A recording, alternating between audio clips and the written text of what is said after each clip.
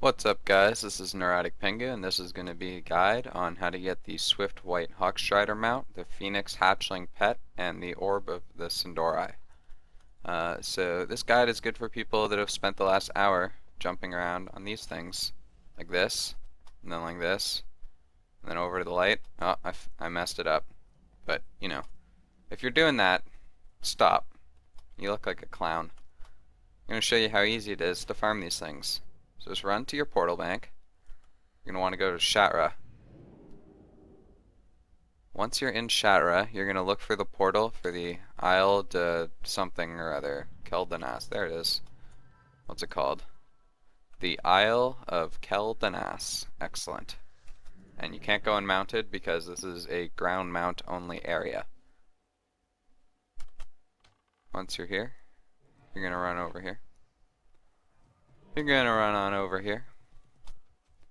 And you're gonna make sure that you are on 5-player heroic, and apparently you're gonna get frames like a mother.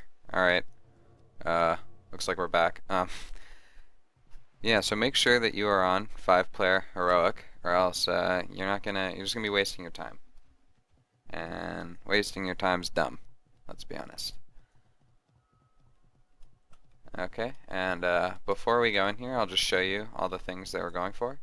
First is the Orb of the Sindori. This, you should loot all the bosses, because this has a chance of dropping off all of them. And it'll turn you into a Blood Elf female. I'm a human female already, so it's like kind of hard to tell, but, you know, I promise. There you go, Blood Elf. So if you're a female, you're turned into a Blood Elf female, and if you're a male, you're turned into a Blood Elf male. And obviously Blood Elves do their little spin thing like that. Then, the final boss also has a chance of dropping the Swift White Hawkstrider, so you can really look like a blood elf. And you can also get a pet, the Phoenix Hatchling. So you'll look pretty kitted out if you run this a bunch. Another good thing about this run is that because there's a chance that all three of those things drop in this instance, there's a pretty good chance that you'll get something new, at least in your first or second run. So whether that be the mount or a pet or the orb, you know, there's a good chance that you will be rewarded for your efforts. So you can just run past these first people. Actually, you can run past most of it at level 90. So just bypass most of these mobs.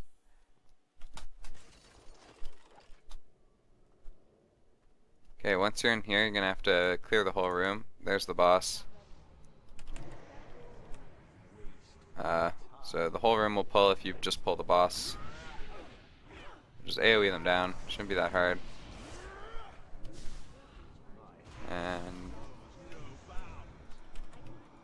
he'll grow kind of big at the end if you let him. I guess I didn't let him. That's too bad for him. And let's see. Just got a bunch of trash. So no luck in terms of getting anything special that run, but that's okay. That is not really the boss we are here for. Now we're just going to run down this hall. Oh, and by the way, you have to kill all the bosses anyway, because there's a door behind each of the bosses that will only open once you kill the boss. All these little worm things are in the air. They look kind of cool, actually. Anyway, so this is the next boss. This big void guy. He's like a blue void walker, I guess. Uh-oh. Boom. I think I'm stuck on something. Please let me up. Okay. Sweet. And let's see. Ooh, that's a pretty cool transmog if you use staffs. So there you go. And we're just going to run past. You can actually mount up in this area. And if you click this orb, you'll get a little, I don't know, a little cinematic thing. Probably has something to do with the story.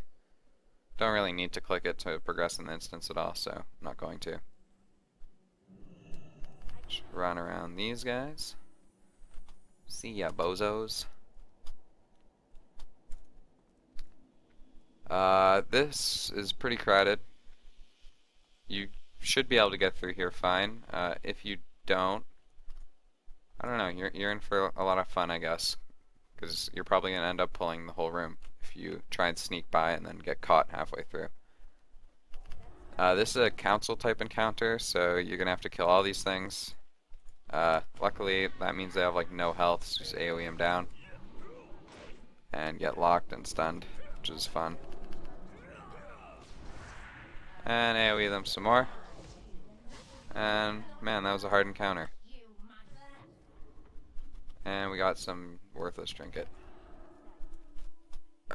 Get off me, Earthbind. So there's one trick with the final boss here.